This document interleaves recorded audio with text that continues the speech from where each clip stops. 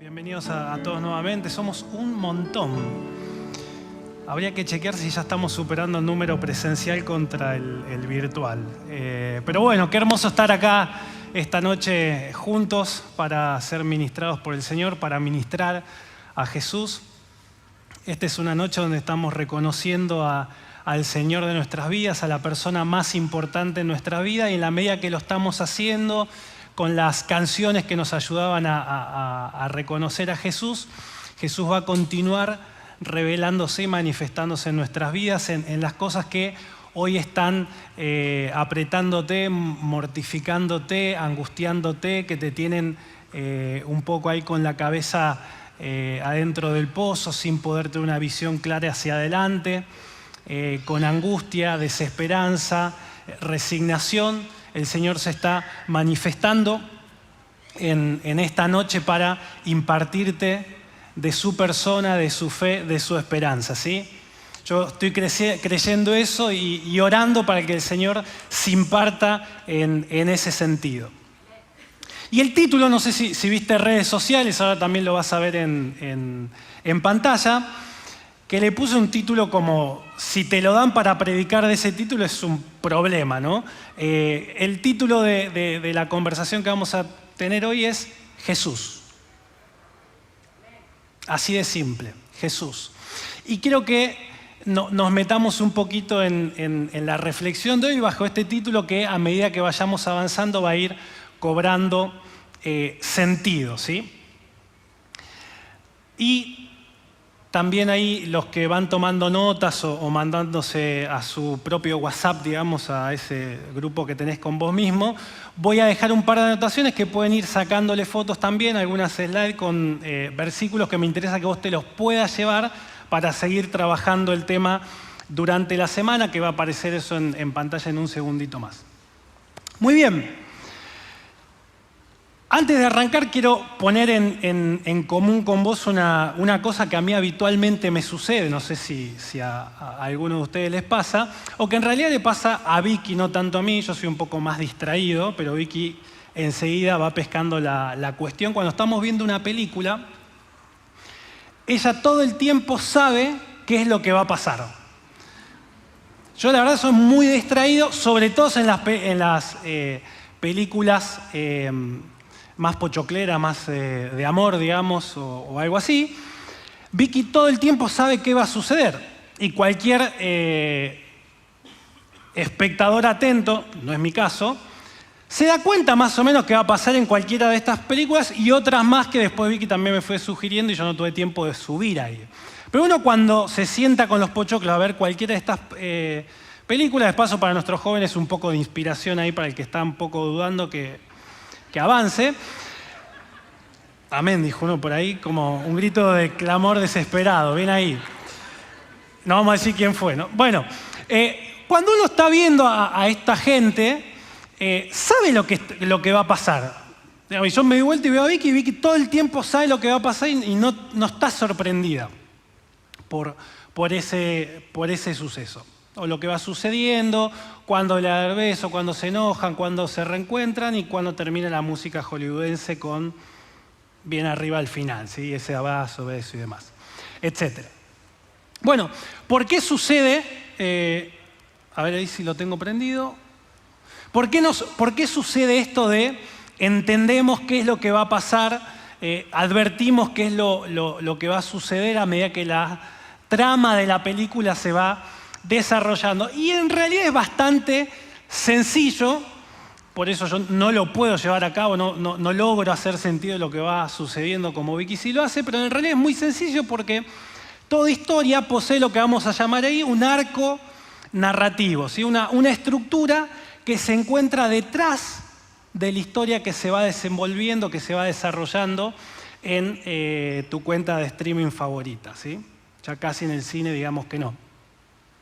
Y que esa estructura que está detrás explica lo que va sucediendo. Con lo cual, si uno entiende la estructura que está detrás de este tipo de películas, uno, al igual que Vicky, va a saber qué es lo que sucede, en qué momento va a suceder y qué características de personalidad define a cada personaje.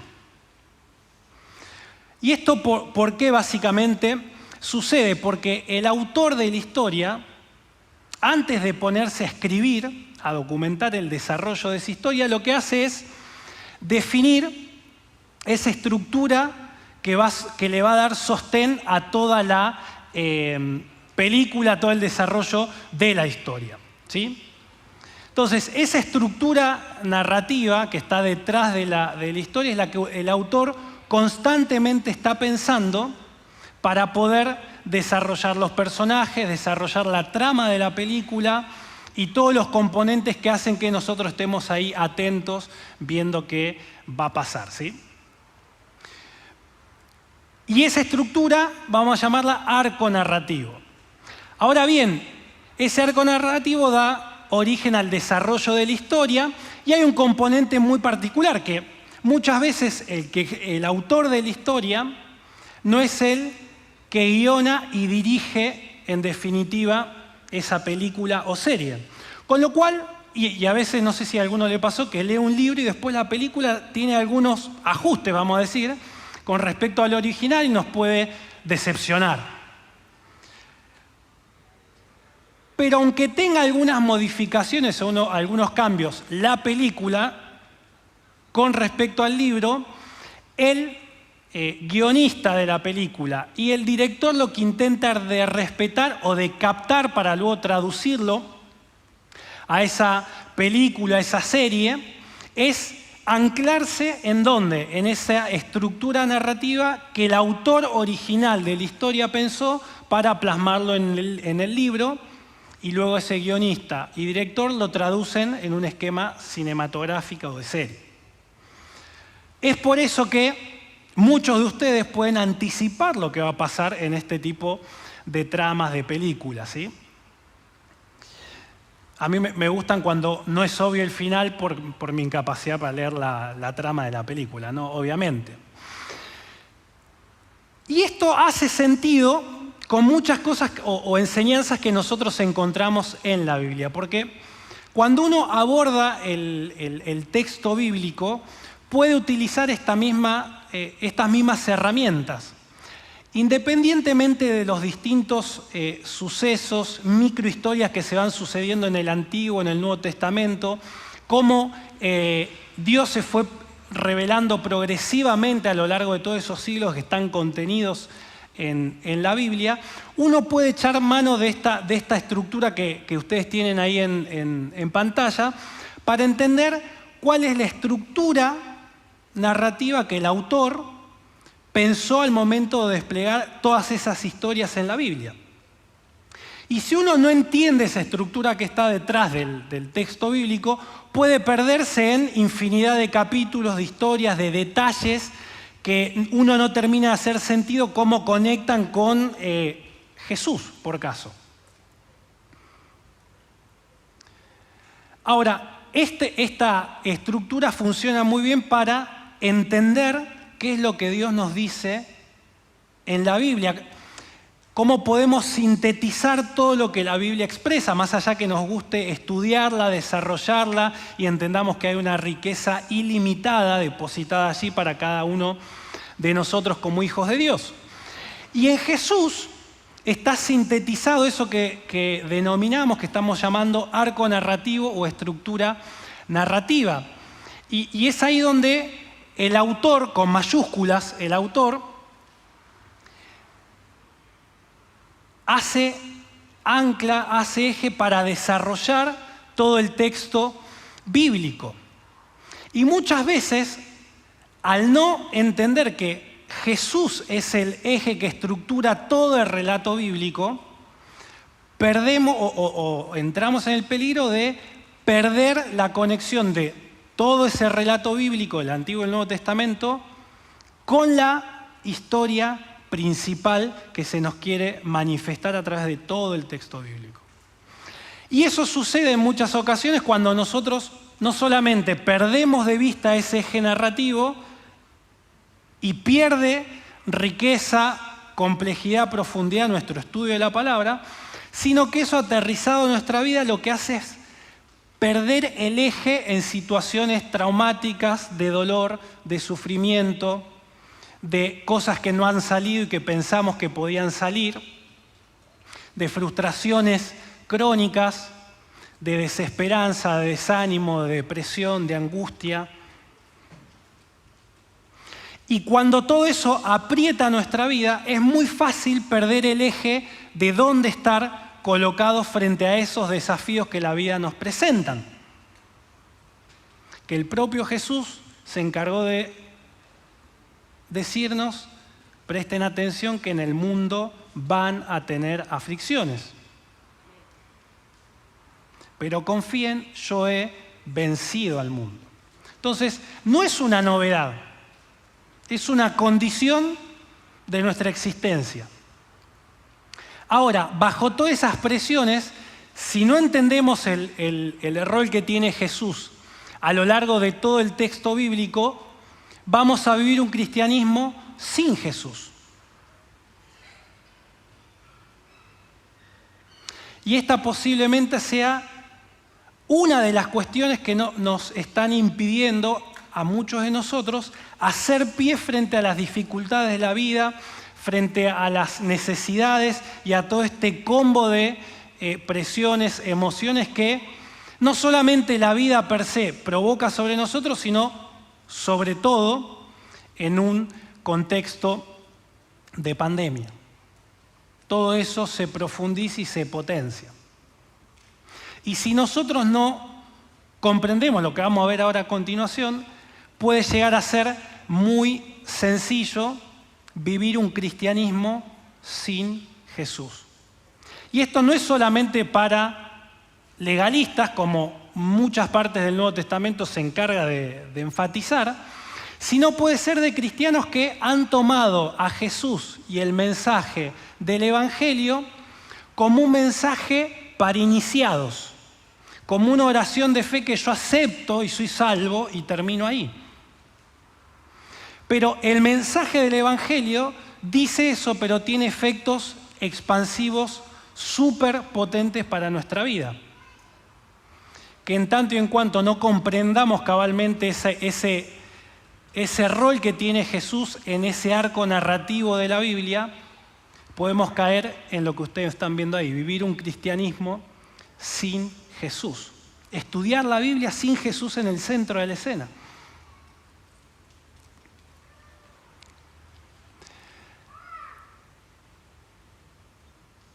Entonces quiero desarrollar esta idea, ¿sí?, de arco narrativo o estructura, que es básicamente eso que sostiene una historia, que puede cambiar alguna cosa, algún personaje, pero el guionista y el director del cine, cuando lleve la película a cabo o la serie, va a respetar esa estructura en muy buena proporción.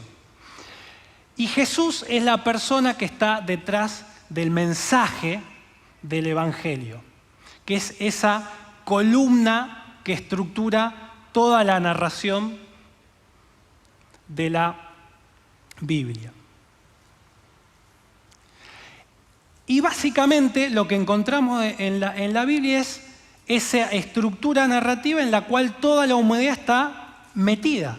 O sea, ese es el telón de fondo de todo lo que sucede a nivel de la historia de la humanidad y lo que sucede a nivel de tu historia personal, de tu vida, la de tu familia. Todo ese desarrollo o esa narrativa o historia que encontramos en la Biblia es el telón de fondo que rodea lo que nos sucede como humanidad, como personas, como familias, como congregaciones. Y el elemento protagónico, el elemento central, esencial de esa estructura narrativa es Jesús y el mensaje del Evangelio. ¿Qué es el Evangelio para ponerlo en términos de su mínima expresión? Es básicamente una buena noticia, ¿sí? Y es una buena noticia de algo que sucedió en el pasado y que tiene efectos positivos para una realidad negativa que hoy estamos viviendo. Esta idea de evangelio básicamente las conocemos en nuestras congregaciones como pecador soy, perdido estaba, conocí a Jesús, tengo salvación. ¿Por qué? Por un hecho que sucedió hace un montón de años atrás. Que Cristo, siendo Dios, decidió hacerse hombre, servirnos, enseñarnos y decidió además morir por nuestros pecados en una muerte y una muerte de cruz. Y luego de todo eso, el Padre lo exaltó hasta lo sumo y le dio un nombre que es sobre todo nombre, para que todas las familias de la tierra se rindan delante del nombre de Jesús, rindan homenaje, rindan honor al Rey de Reyes y Señor de Señores. Eso es el Evangelio. Ahora, así como lo conocemos, tan potente, cuando pasan los años desde la primera vez que hicimos esa oración a hoy, no sé cuántos años pasaron para vos, podemos perder el sentido profundo que tiene ese mensaje, que no es para iniciados o un recurso para hacer una oración de salvación. Esa es una de las aplicaciones que tiene, pero es una. Es una. Lo más potente de ese mensaje que encarnó Jesús, el mensaje del Evangelio, es que nosotros podamos vivir un cristianismo con Jesús.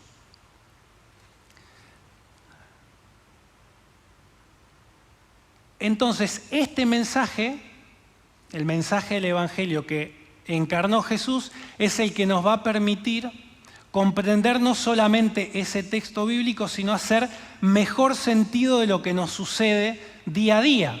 Y no solamente de las cosas buenas, que es bastante sencillo hacer sentido de eso. Uno ni siquiera se pregunta por qué. Vino bien la mano, uno sigue. Mejor ni preguntar, a ver si... Pero sobre todo, el mensaje del Evangelio nos sirve para estar centrados en nuestro eje cuando viene la mano dura. Cuando viene esa aflicción de la que Jesús ya nos estaba adelantando.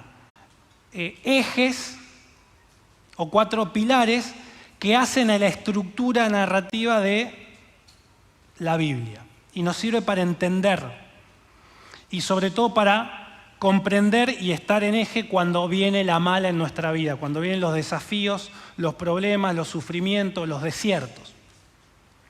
Y Keller dice que el primer, él lo llama el capítulo, podemos llamar el primer pilar de esa estructura narrativa que está detrás de la Biblia, lo pone con una pregunta y dice, ¿de dónde venimos? ¿Sí? ¿De dónde venimos? Y básicamente ese primer pilar de la estructura que está detrás de la Biblia, básicamente nos enseña que nosotros somos creados por Dios, que Dios es el ser no creado que ha dado origen a su creación para poder vivir en un contacto directo, estrecho, personal con cada uno de nosotros y que nosotros podamos vivir en plenitud en esa relación con Dios. Ese es lo que se nos enseña en los primeros tramos de la Biblia. ¿Sí? ¿De dónde venimos? El segundo pilar que sostiene esa estructura narrativa detrás de la Biblia lo ponemos con esta pregunta: ¿por qué todo se arruinó?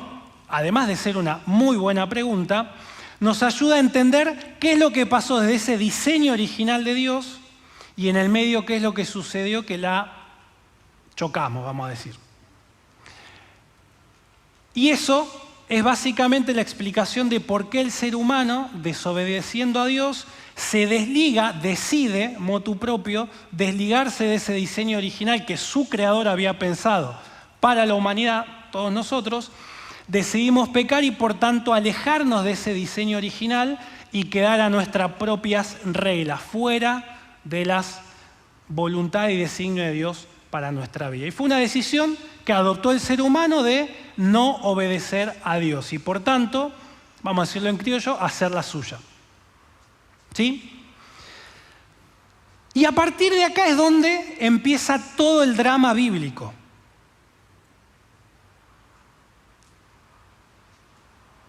todo el recorrido en la historia bíblica es buscar respuesta a por qué todo se arruinó. Y la humanidad quedó ahí. Y Dios tirando puentes a su pueblo para poder ser redimido, rescatado, liberado de la opresión de turno. Y el pueblo siempre obedeciendo, desobedeciendo. Salía la bendición de Dios, chocaba todo, volvía de nuevo a Dios.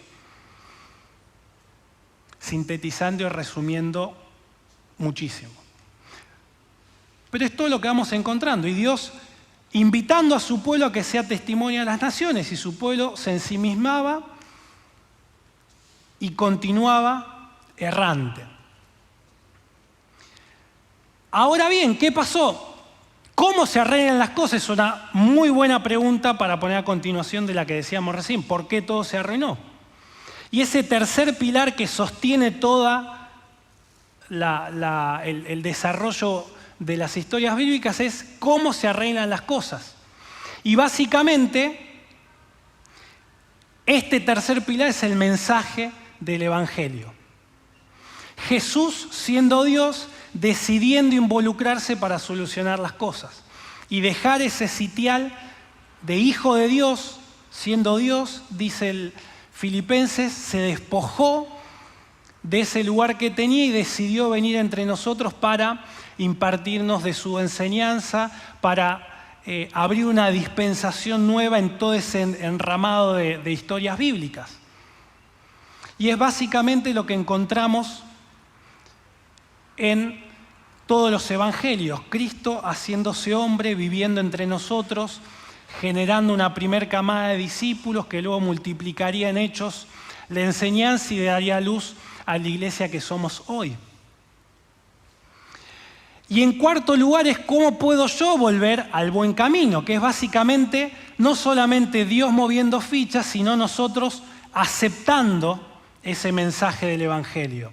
Puede haber un mensaje del Evangelio muy potente, pero sin una aceptación del ser humano, ese mensaje del Evangelio carece de poder, de sentido para mi vida. Y esa decisión de tomar ese mensaje del Evangelio es básicamente poniendo nuestra fe en el Hijo de Dios, en el Cristo resucitado y en el Rey de Reyes y Señor de Señores que está al mando de todo el desempeño de la historia desde que tomó ese lugar en el trono luego de ser ascendido.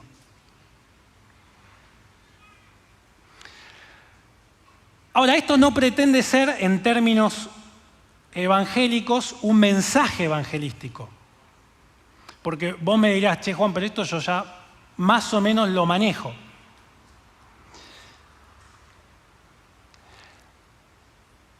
Ahora, el punto central que quiero transmitir es que ese mensaje del Evangelio, encarnado y haciendo sentido en nuestra vida diaria, es el que lo afecta absolutamente todo. ¿Por qué digo que lo afecta absolutamente todo? Porque necesitamos sacar ese mensaje del Evangelio de la cajita de los recuerdos de mi primera oración de fe o de todas las que hayamos hecho hasta que nos cayó la ficha y ponerlo a funcionar en toda nuestra existencia, en toda nuestra vida. Ahora, ¿cómo conectar? Y acá es donde quiero ir un poco a la aplicación de esto, que no necesariamente es únicamente evangelístico, lo estamos haciendo hasta ahora. ¿Cómo conectar el Evangelio con nuestra realidad y desafíos actuales? Vos me dirás, Juan, yo hoy no vine para convertirme a Jesús, yo ya soy cristiano, oro, leo mi Biblia, busco del Señor todos los días y tengo dificultades, como todo ser humano en este mundo, aquí en Argentina.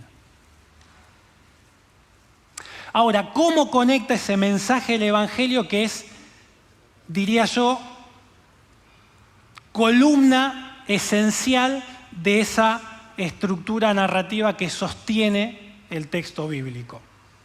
Y que no solamente sirve para nosotros tener una comprensión más profunda de ese texto bíblico, sino que nos va a servir en nuestra vida, en nuestros desafíos presentes para poder estar mejor alineados con lo que el Señor quiere hacer en nuestra vida hoy. Muy bien.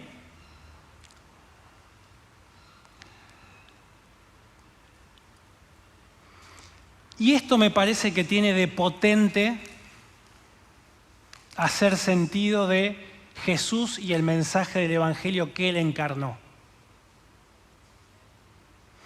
Y en esencia, el Evangelio que encarnó Jesús y que predicó en medio nuestro, en esencia es esperanza, en esencia es alegría profética, en algún mensaje te lo he compartido de esta manera, también es una melodía que define nuestra mirada del mundo, es una melodía, un telón de fondo en nuestra vida, que es esperanza, esperanza, esperanza. No es simplemente una visión positivista. Típico inflador positivista. El secreto de ese inflador positivista es que el globo está pinchado. Aire que metes sale. Ahora, el mensaje del Evangelio no es positivismo, no es buena onda, no es arenga, no es empujarte un poquito para decir todo va a estar bien, tipo mensaje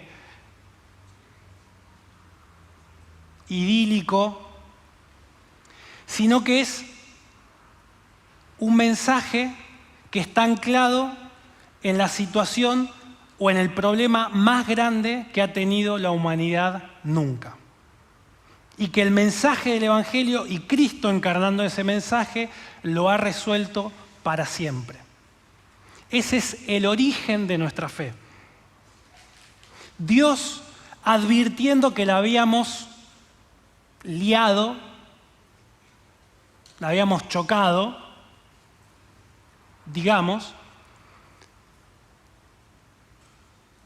y no había solución ahí, porque nosotros elegimos distanciarnos de ese diseño original.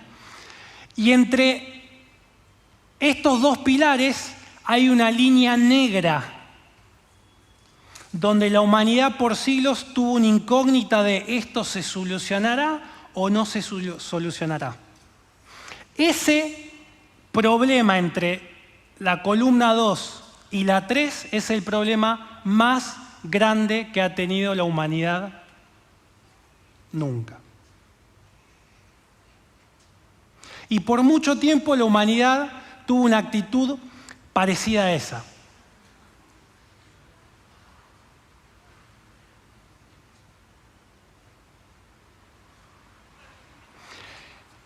Que puede ser la actitud que nosotros estemos teniendo frente a nuestros problemas.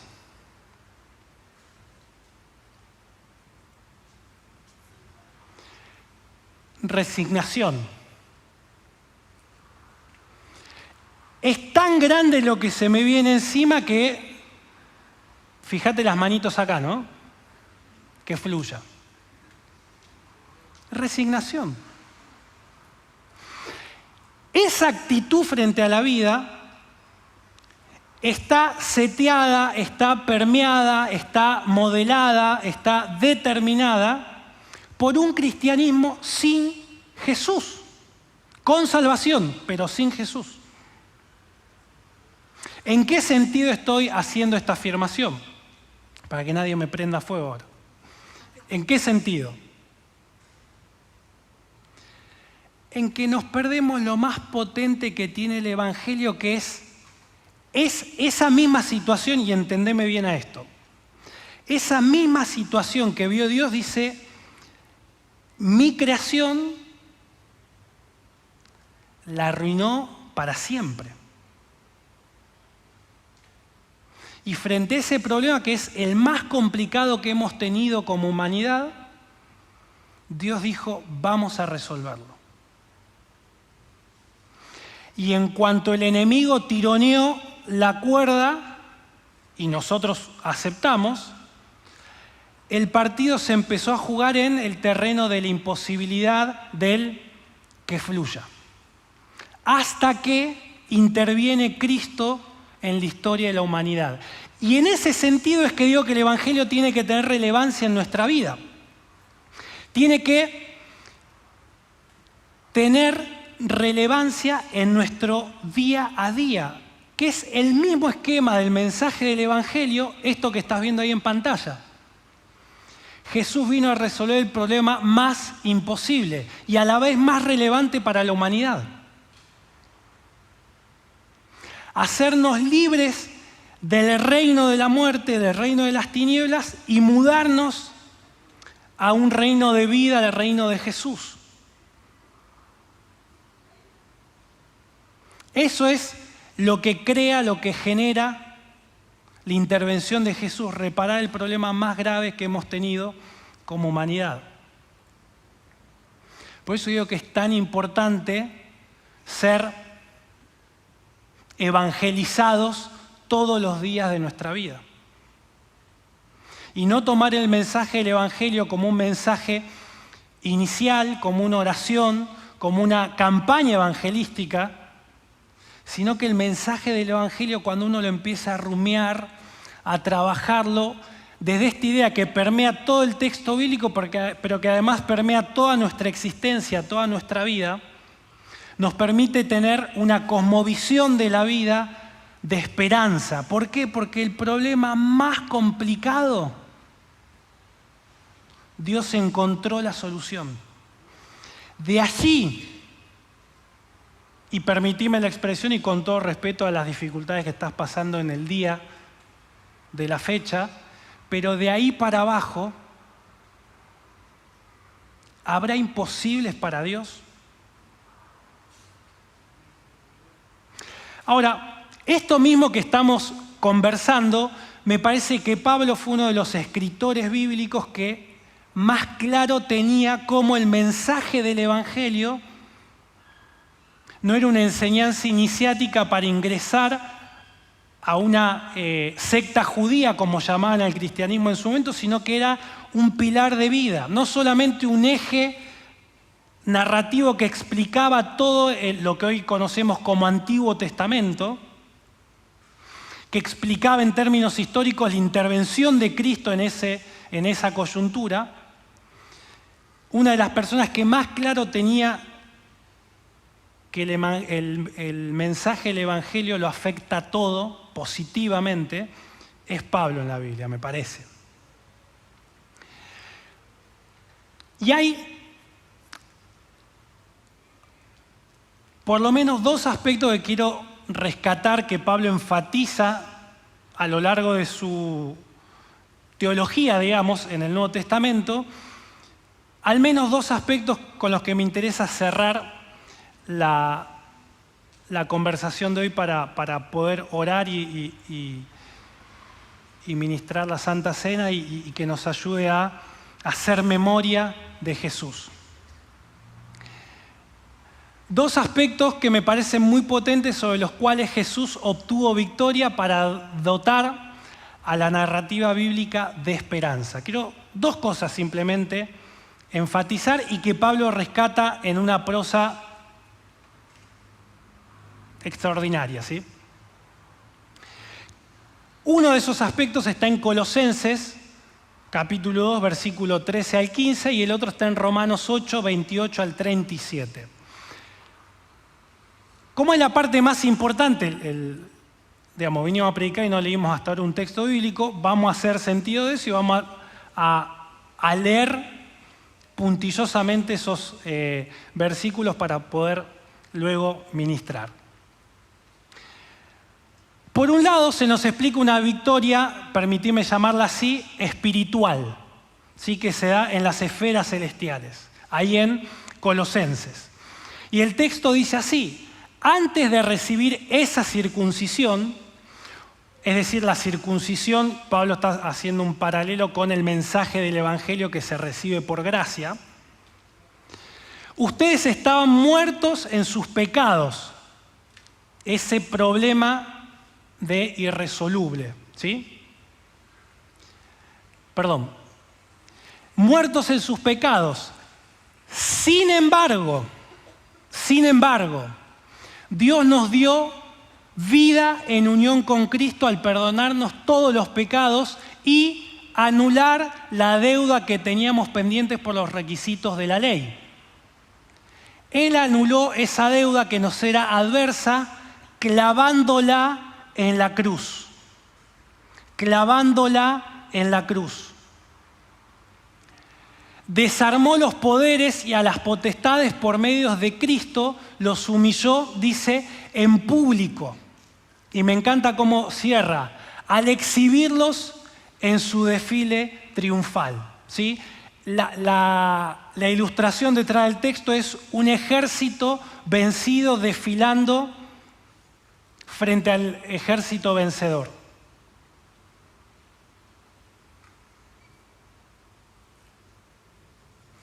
Nuestra fe, nuestra vida está cimentada sobre un mensaje de victoria. Y no de una victoria, sino de la victoria más importante que se ha dado en la historia de toda la humanidad frente al enemigo más poderoso que existe, que es esa esclavitud del pecado en la que vivía la humanidad. Por otro lado, esa victoria y esperanza que surge del Evangelio tiene impactos en nuestra vida diaria, no solamente en ese hecho espiritual, donde en la cruz del Calvario, fíjense que en algunos textos de algunos evangelios dicen que hay manifestaciones en los cielos de toda esta dinámica espiritual que se había dado. Sino que también para nuestra vida diaria tiene implicancias este poder redentor del Evangelio para nuestro día a día. Fíjate lo que dice Romanos 8, 28 al 37. Y te pido que me sigas en la lectura ahí, pidiéndole al Espíritu que penetre con este mensaje en nuestras vidas. Dice, por otro lado, esa victoria y esperanza que surge, abajo. Ahora bien, sabemos que Dios dispone todas las cosas para el bien de quienes lo aman, los que han sido llamados de acuerdo con su propósito, porque a los que Dios conoció de antemano, también, dice el texto, los predestinó a ser transformados según la imagen de su Hijo, para que Él sea el primogénito entre muchos hermanos. Y continúa el texto diciendo, a los que predestinó también los llamó, a los que llamó también los justificó y a los que justificó también glorificó. Fíjate qué es lo que dice, sigue diciendo el texto, dice, ¿qué diremos frente a esto? Si Dios está de nuestra parte, ¿quién puede estar en contra nuestra? El que no escatimó, fíjense dónde Pablo pone la jugada, dónde está estresando en la narrativa bíblica para hacer sentido del poder del Evangelio. Juega a fondo, mirá, dice, ¿quién puede estar en contra nuestro? El que no escatimó ni a su propio Hijo. El que no escatimó ni a su propio Hijo, sino que lo entregó por todos nosotros. Pregunta de respuesta obvia. ¿Cómo no habrá de darnos generosamente junto con Él, con Jesús, todas las cosas? ¿Quién acusará a lo que Dios ha escogido? Dios es el que justifica. ¿Quién va a condenarnos? ¿Quién puede ejercer condenación sobre nuestra vida? Cristo Jesús es el que murió e incluso resucitó y está a la derecha de Dios e intercede por nosotros. Y continúa el texto diciendo, dice, ¿quién nos apartará del amor de Cristo? La tribulación, la angustia, la persecución, el hambre, la indigencia, el peligro, la violencia.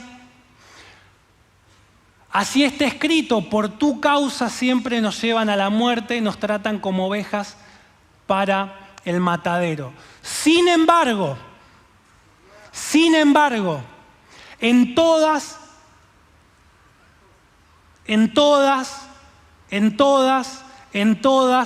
estas cosas somos más que vencedores por medio de aquel que nos amó. Y Pablo dice, estoy convencido.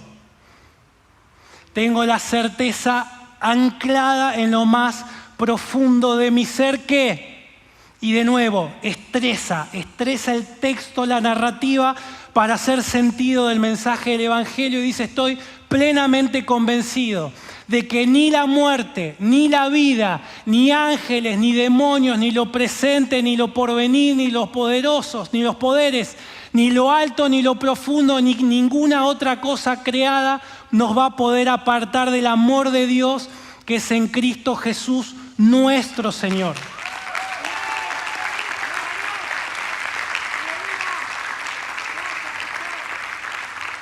Uno cuando va a buscar el mensaje del Evangelio en su esencia, perfora,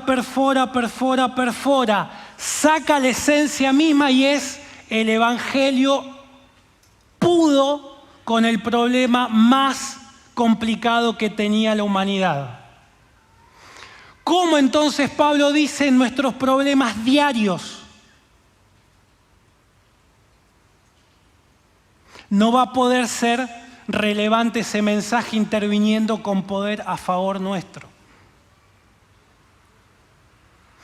Muchas veces el ya fue y viniendo la ola tiene que ver con vivir ese cristianismo sin Jesús metido adentro, sin ese mensaje del Evangelio metido en las entrañas.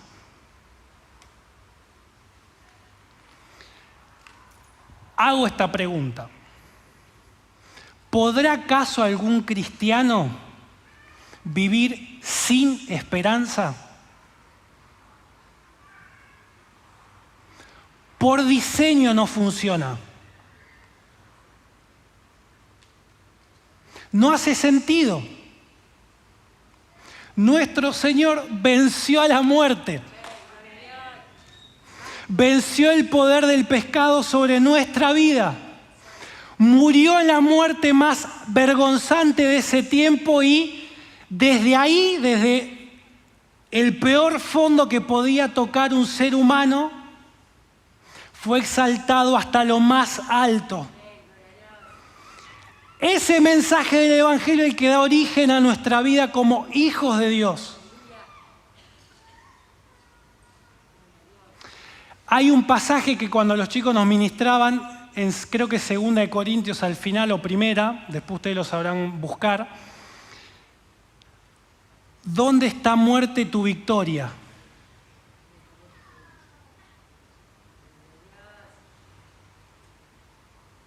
¿Dónde?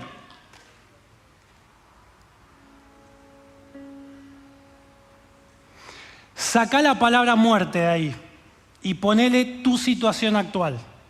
Y ponela ahí, como Pablo, estresó todo. Poderes, ángeles, potestades, lo alto, lo profundo. Dijo, ¿cómo hago para que no me quede nada fuera de esto? Y terminó afirmando, nada, absolutamente nada nos va a poder separar del amor de Dios que está manifestado en Cristo Jesús. Nada. Ahora yo te invito a que, parado en el mensaje del Evangelio, hagas sentido de esto y a esa dificultad, a ese problema, le digas, ¿dónde está tu muerte? ¿Dónde muerte está tu aguijón, tu victoria? Ponele ahí donde a tu situación está tu victoria.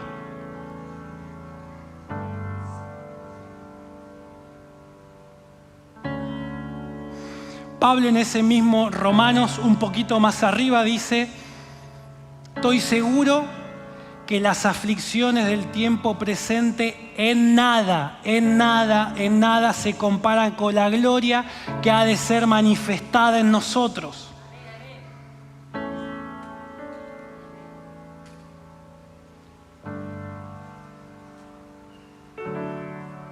Mientras los sugieres van preparando para que compartamos la sede del Señor con este significado, con esta memoria de Jesús.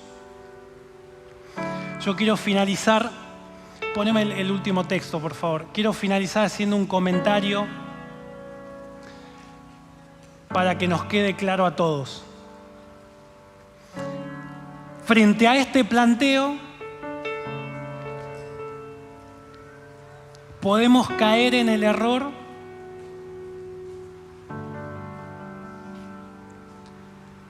de que esto que Pablo llama más que vencedores, si te fijas en el original la palabra no existe, no podía explicar lo que estaba tratando de significar el mensaje del Evangelio. Se inventó una palabra, literalmente, inventó una palabra. Ahora, ese mensaje no es un manijeo de que, vamos a decirlo así, resultadista.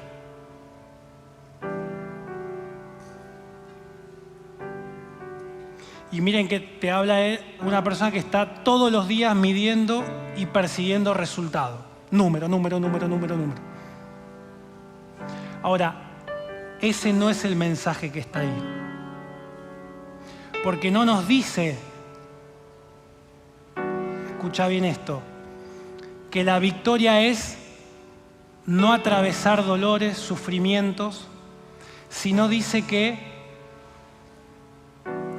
atravesando todos esos sufrimientos, esos dolores, esos desiertos, vamos a ser más que vencedores, no porque no hayamos sufrido, sino porque no vamos a estar en ningún momento lejos del amor de Dios que es en Cristo Jesús.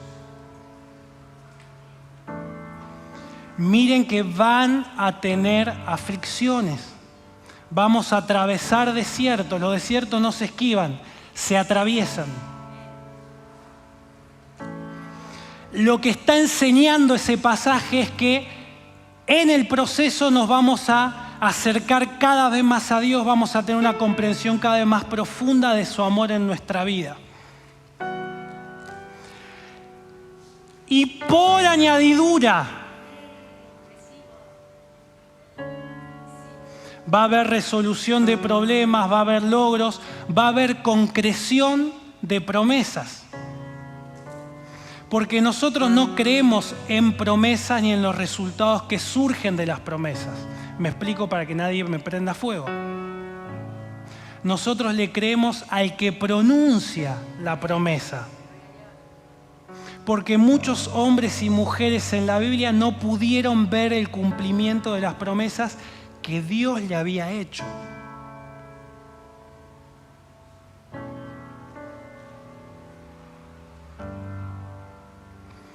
Pero el punto no es ver el resultado, la prosperidad, esto, aquello, lo otro, sino es estar cada vez más cerca del amor de Dios que es en Cristo Jesús. Si se cumple la promesa, gloria a Dios. Y si no se cumple, gloria a Dios. Dios es el que da, Dios es el que quita. Bendito sea el Señor. Job, después de haber entendido eso, dijo, no entendí nada.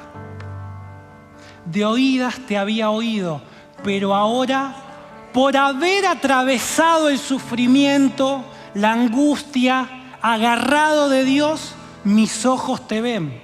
El todo lo puedo en Cristo que me fortalece, dicho solo es mentira.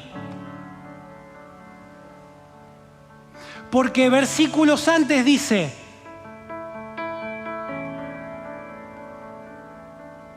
me comí este bollo, atravesé este problema, la sufrí, atravesé este desierto, pero en todo y por todo estoy enseñado, curtido en el Espíritu para atravesar esas dificultades.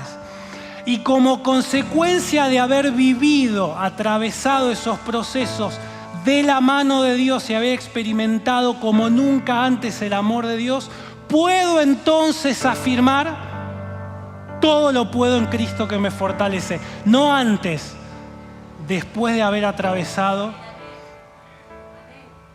la noche oscura. Después. Creo humildemente que ahí está el equilibrio. bíblico-teológico de la cuestión. Porque si no se nos desbanda el tema por prosperidad y evangelio de la prosperidad. Y si no se nos desbanda por sí, todo lo podés y todo color de rosas. Extremos. Creo que ahí está el quicio bíblico de la cuestión. Ponete de pie nomás.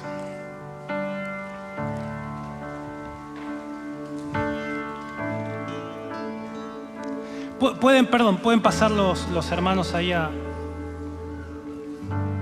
Sí, quiero que, no obstante que empecemos a repartir nuestra bebida, nuestro pan,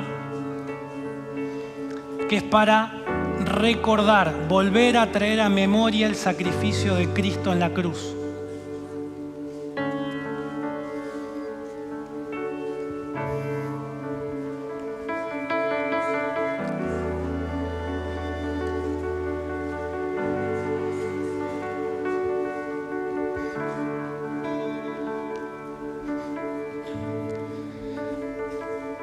Ahora vamos a participar juntos de la cena del Señor, pero quiero que en este tramo final de la reunión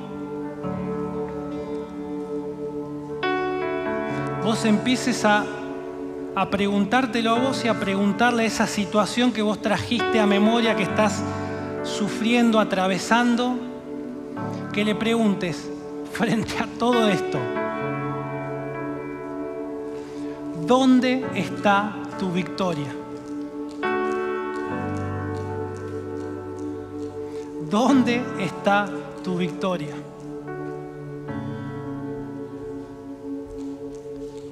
Antes de participar en la cena, plantéate esto ahí en oración delante del Señor.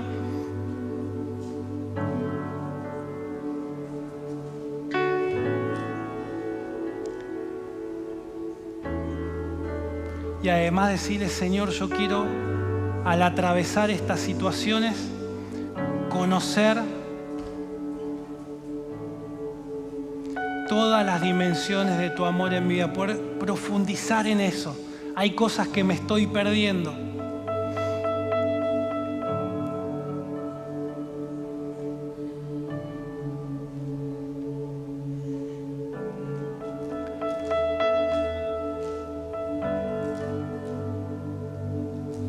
Si estabas por tirar la toalla, el Señor te está sosteniendo de su mano. Y el mensaje es: persevera hasta el fin.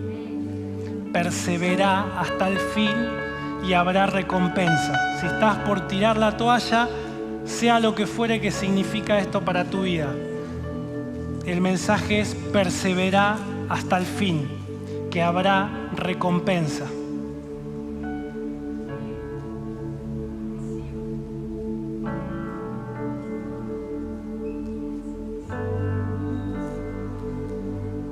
Persevera hasta el final.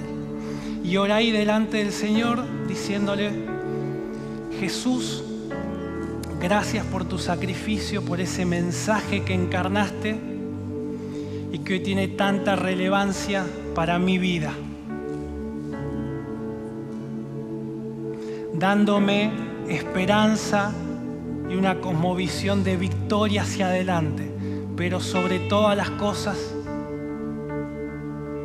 me lleva a estar más cerca del amor de Dios, más cerca del amor de Dios. Dios va a hacer, Dios va a proveer, traerá la victoria, pero lo más importante es que el amor de Dios sea revelado en Cristo Jesús en esta situación de tu vida. Eso es lo que te va a fortalecer durante y a la salida de tu proceso. Participamos ahora de la cena, podés hacerlo ahí. Señor te bendiga.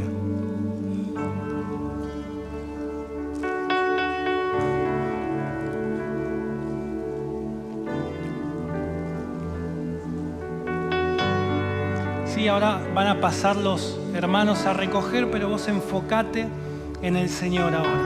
Vamos a ministrarlo a Él. Y en la medida que lo ministramos va a haber revelación de Jesús en tu vida, activando el mensaje del Evangelio, activando esperanza. Empezá a adorarlo ahí al Señor, empezá a adorarlo.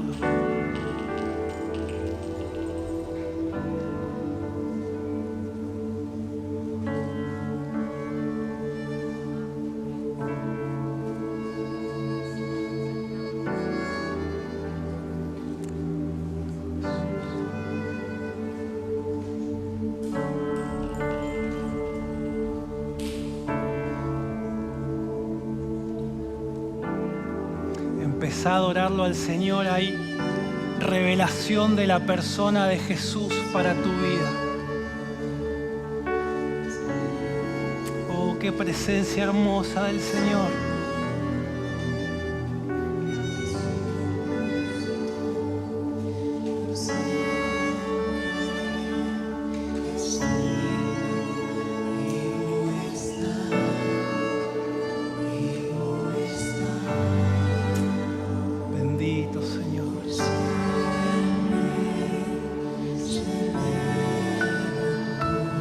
A declararlo ahí, en medio del desierto, de la oscuridad, de la enfermedad, de la necesidad.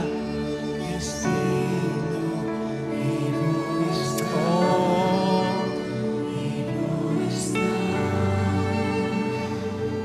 Sella el mensaje del Evangelio en tu vida.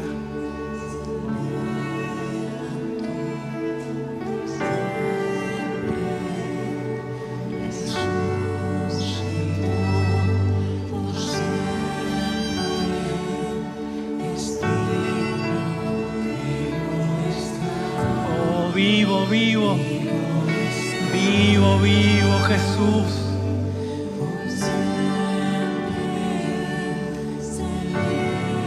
Para siempre reina el Señor.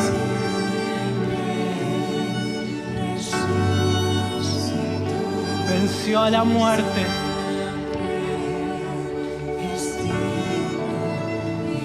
Vivo, vivo, vivo, vivo. ¿Dónde está, muerte, tu victoria?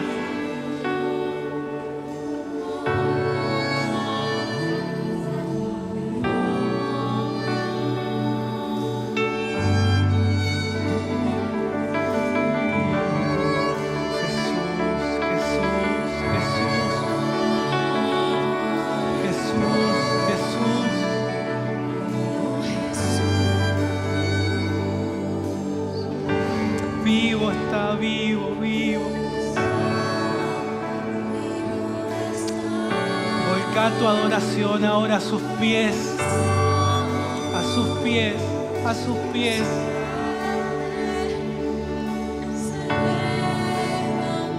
A sus pies, a sus pies, a sus pies. Ministralo hoy en tu vida, ponelo en el primer lugar. Vivo Jesús, vivo, vivo. Adoramos a un Dios vivo, a un Dios vivo.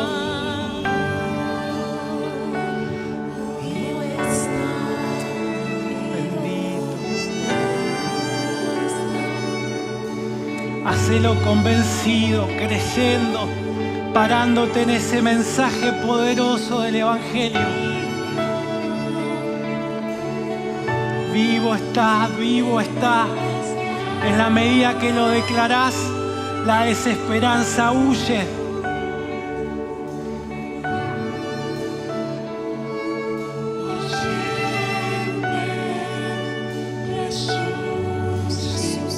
Empezá a meterle intensidad de batalla, de combate. Traza una línea hasta acá. Vivo está, vivo está, vivo está.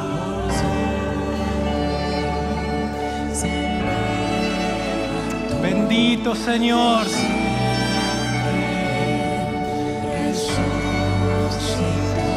Bendito Señor, bendito, bendito, bendito. Vivo está, Señor, vivo, vivo.